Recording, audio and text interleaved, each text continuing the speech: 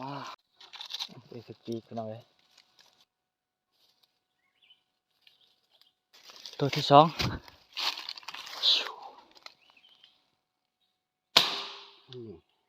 ใช่กราบสบายดีสวัสดีพี่น้องเมื่อสุขุสุขคนพี่น้องเลยยินดีต้อนรับสู่ช่องบ่าววันบ้านนาพี่น้องตัวนี้บ่าววันก็ได้ มาปลาอีกหนึ่งพี่น้องมายิงนกกินมาให้เพราะว่ามาแต่หาปลาไปก่อนพอนกกินมาให้พี่น้องต้นใหญ่ต้นหนึ่งอยู่เทิงนี่แหละพี่น้องกำลังมาหอดเจ้ามื้อนี้ก็มากับทีมงาน3 คนทีมงานเก่าหั่นแหละทีมงานชายหลาเพิ่น มาให้อยู่เทิงโอ้หลายกกอยู่พี่น้องเอ้ยอยู่เทิงหันสิว่าเฮาไปย่างอยู่คืออยู่คลิปก่อนหันอยู่เทิงก็4 กกพุ่นล่ะตัวใหญ่ใหญ่ได้ขากลับมาหาขี่เรือลงมาจะหาปลาหาก็มาปล่อยกกนี่เนาะกกใหญ่เติบพี่น้องก็สิไปติดตามผลงานกันนำกันพี่น้องว่าสิมานบ่หรือบ่พี่น้องเลยไปพี่น้องไป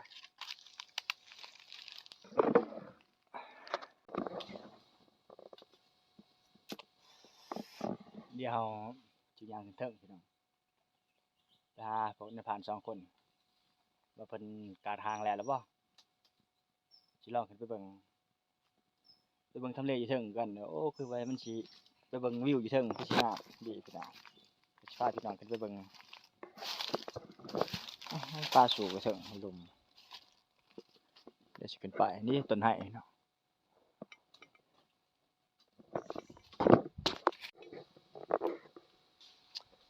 นกใหญ่วิทย์เขาจานยิ่งท่านพี่น้องเอ้ยนกแก้งตัวใหญ่สิได้เด้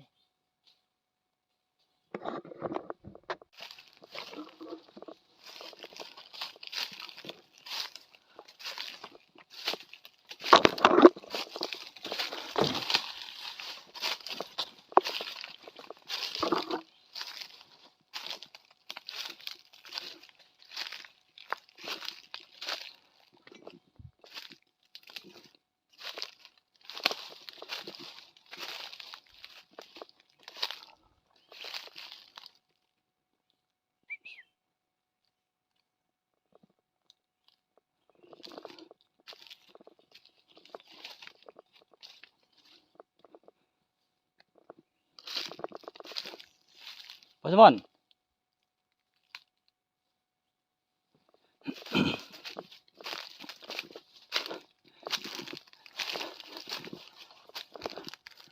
นกยานโอ้ยคือบ่ยิงมันคือบ่ยิงนกยานอ๋อจะไปเห็นบ่ล่ะจับความคักเอออ๋อข่อยว่าสิยิงก็ว่าจะยิงก็เลยบ่ยิงมันโอ้สิได้ดอกเว้ย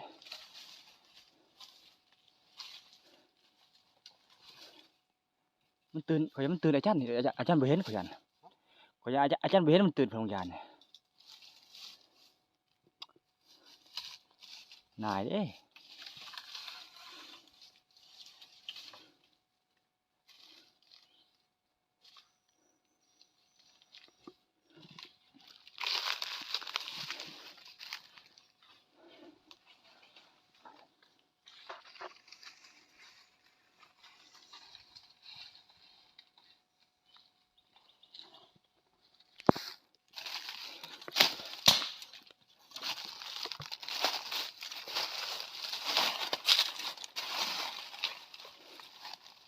เห็นบ่นกใหญ่มาพลงยานฮะเห็นมันนกใหญ่มาพลงยานเห็นนะโอ้กูว่าผู้จะยิงแล้วก็ใส่เลยก็ดีเด้นกแก้งตัวมันใหญ่นกแก้งเห็นงาไม่ติ้งเพิ่นนวลนี่ อ๋อตั้งแนมหาอยู่โอ้ยเขาหาก็มาหอดเดือนนี่ขอใส่เลยก็ดีแล้วเพิ่นบ่เห็นว่าจะมันแนมเพิ่นน่ะเพิ่นเห็นเพิ่นก็เลยเพิ่นสิยิงเพิ่นอยู่ใกล้ป้าเพิ่นใกล้อีกเพิ่นโอ้เขาบอกเพิ่นนั่งแห้งงาตัวนี้แห้งเห็น ก็เห็นแต่งานใหม่มันติ่งเลยมันโอ้นู่นหนุ่มใหญ่เลย โตคมใหญ่ ตัวกระตังตาเนี่ย ใช่ผาเด้ แดนที่ ผาไปเพิ่นให้เพิ่นพันตัวน่ะ โอ้ยกูเล่นเก่งเล่นมาก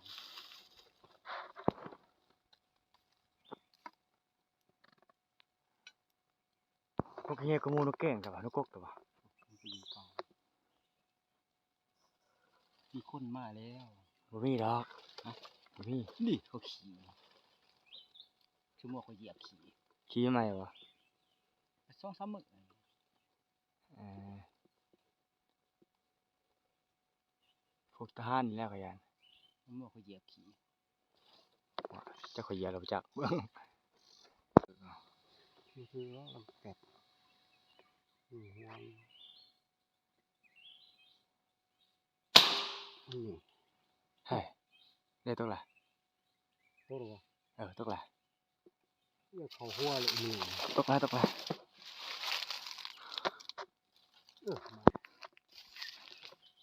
นี่กำลังถือโอ้ขอ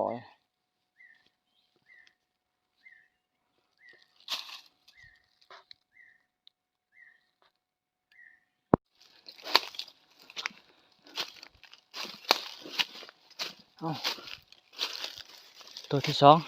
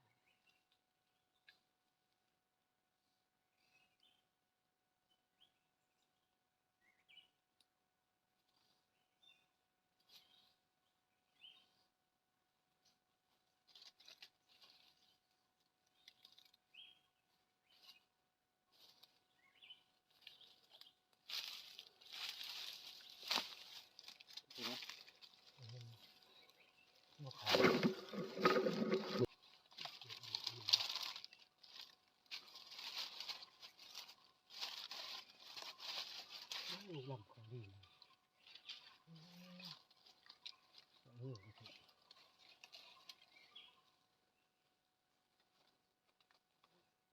หนึ่งบ่ มันมาเข้ามาแล้วเข้ามา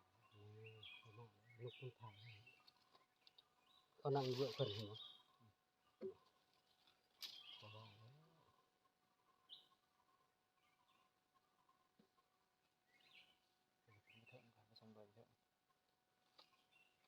คือกุ๊กเทียนขาเงินเด็กเขาจะเห็นเด็กเขาเที่ยวเลยนี่มันหนุกมันบางปกติถ้าไอ้หนุกชิสุ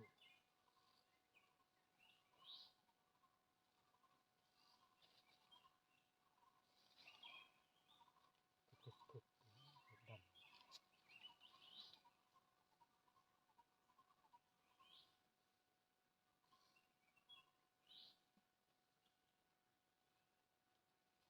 ถึงกำลังเกี่ยวก่อนแล้วมีแต่ป่าเลย อยู่ที่ไหนแต่ตามันมาเขามาแล้วคน ตัวก่อนครับเราจะลงเอาลูกซื้อลงเด้อ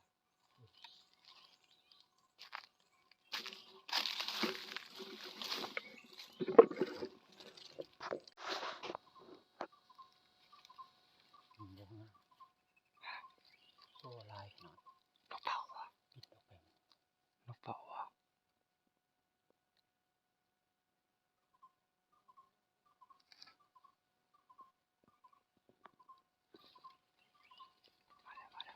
โอ้เขาลายขนาด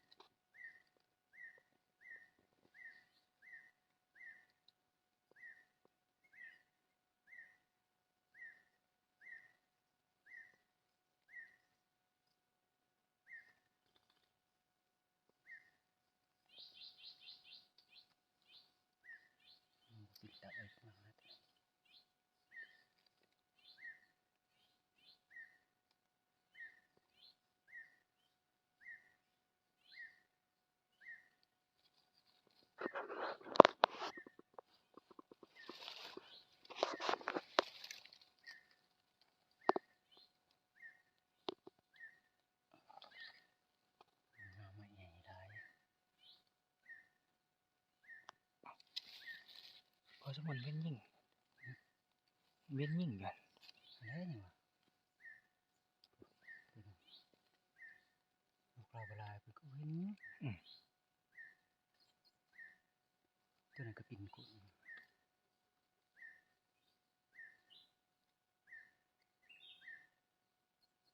ปิ่นเข้ามาผ่าไปจับจังใดมันเนี่ยมาก็บ่เห็น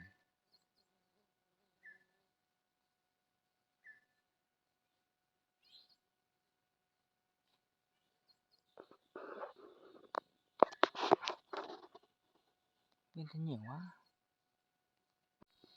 ออกมาแล้วนกเป่าเขาเป็นโมงยานยิงโตกับซองโตเดี๋ยวปล่อยมันเขามาใหม่พี่น้อง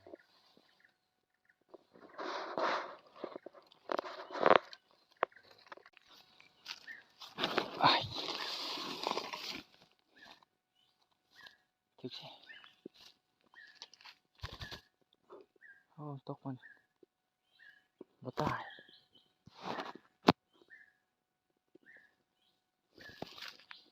นกเป่ากำลังนกเป่า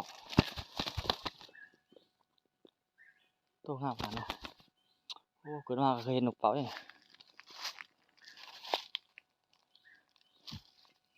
ตก2 ตัว 3 ตัวยังหาอยู่กันเช่นพี่น้องเลยข้างของพระเจ้าข้างเฮิ่งของพระเจ้าเพราะว่ามันต้องข้างนะเขาว่า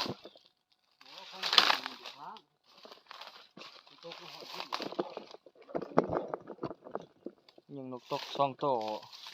หาบ่เห็นพี่น้องเลยแล้วมันข้างบ่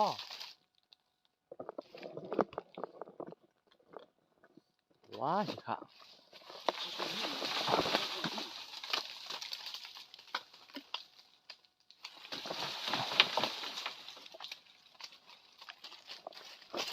หรือว่ามันเหย่าแล้วมันไตไปเลยบ่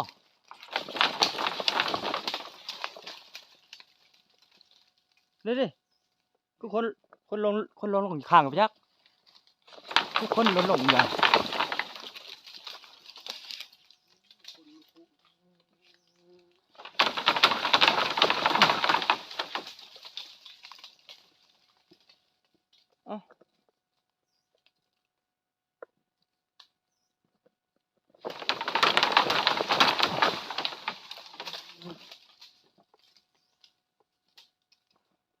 มันอยู่งานนั่นจะยิ่งงานนั้นโอ้เขาจะข้างนะนี่ข้างกกตัวนี้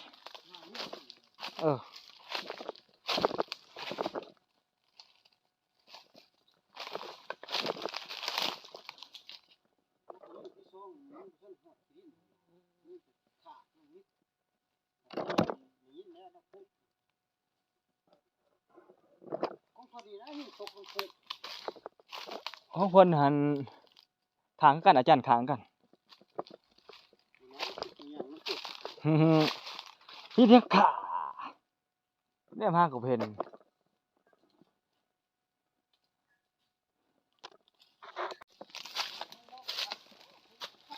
ใช่โอ้ข้างมันนี่บอกกับซันก็คือคนตรงหมาของอาจารย์นี่ก็ข้างนะ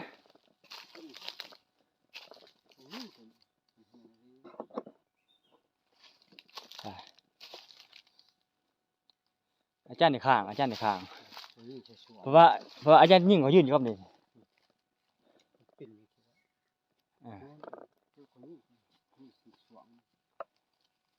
พี่ย้อนที่เขาซันนี่เขาว่าขึ้นลนอยู่คนก็ยิ่งง่ายเนี่ย ฮะ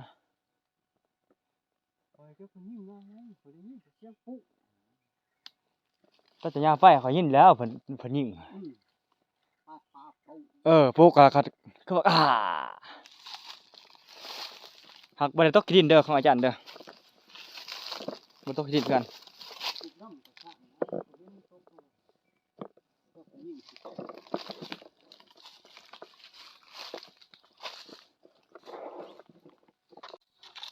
ถึกปีกพี่น้องเอ้ย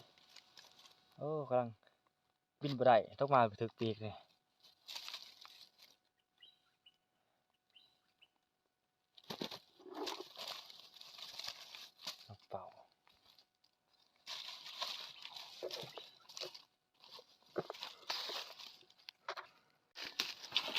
เป้าถือบ่ตายใช่แล้วลงมาเบิ่งถือบ่ตายพี่น้องเอ้ย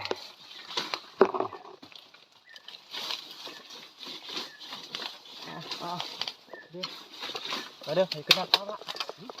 ไปขึ้นไป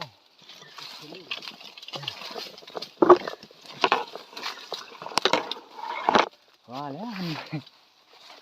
ถือบ่ตาย ตกอยู่ที่ ตกหันนะอาจารย์นะหัน นี่น้ำหอนหินปุ๊บ เออ ก็เคยนี่ที่ที่ เขาก็เว่าตกหันแหละแต่ว่าเขาบ่ซ้อมมือคือบ่เห็นเฮ้ถึงกะลงลุมพุ่น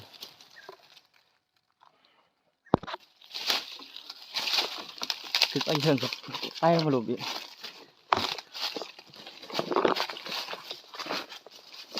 ใช่ล่ะ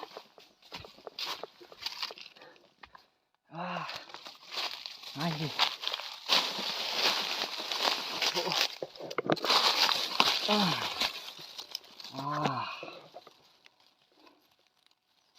ว้าวสวยงามมากโตที่3มาหนาวจังเลยหาจนเมื่อยตก3 บาทหาจนเมื่อยมันบ่ตายมันแล่นปลี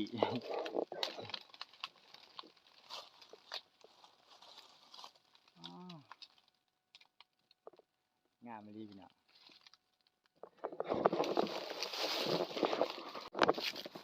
เดี๋ยวๆหาอย่างอีกลุมอีกเพิ่นยิงตกอยู่ลุม2-3 โตบ่ว่าชาเห็นหรือบ่พี่น้องเอ้ย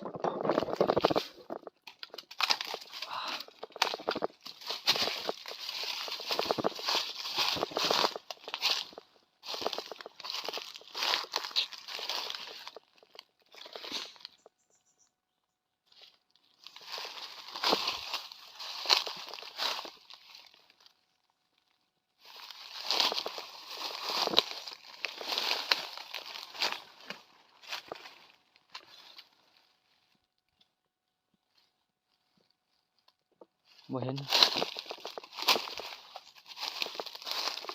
ถ้าว่าตกมันนี่หลายโตเติบหาเห็น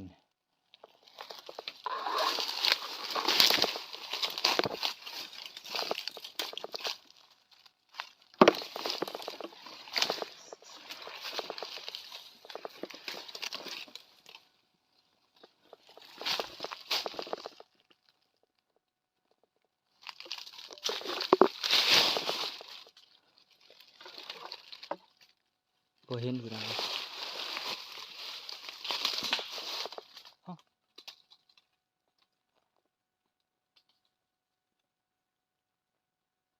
ใช่ถึกบ่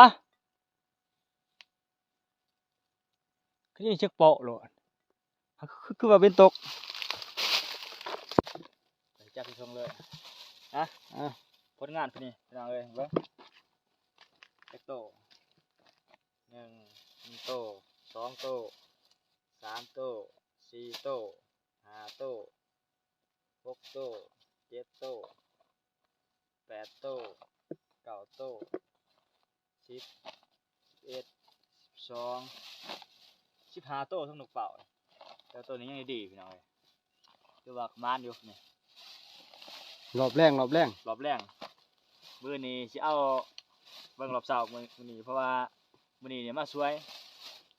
มาฮอดกับได้เนาะ11 2 โมงนะเพื่อสิเอาเรือเพื่อสิมานี่ก็1 โมงเนาะ1 โมง 2 โมง ติดตามเบิ่งมื้อเช้าสิผลงานมันสิมีเท่าไรจักโต นกกกนกแก้งใหญ่บินเข้ามายิงบ่ทัน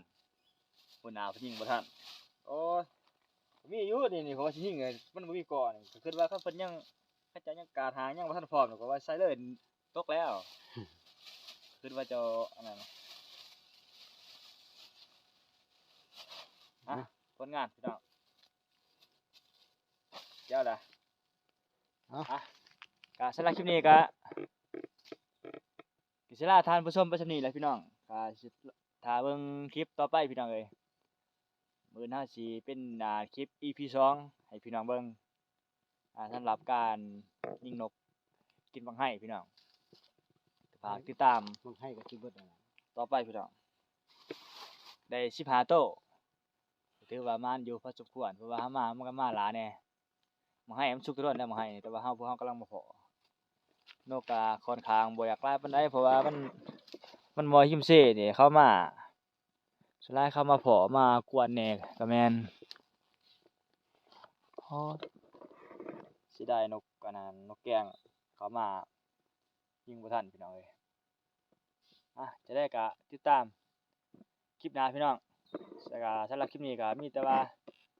ขอกล่าวคำว่าสบายดีพี่น้องบ๊ายบาย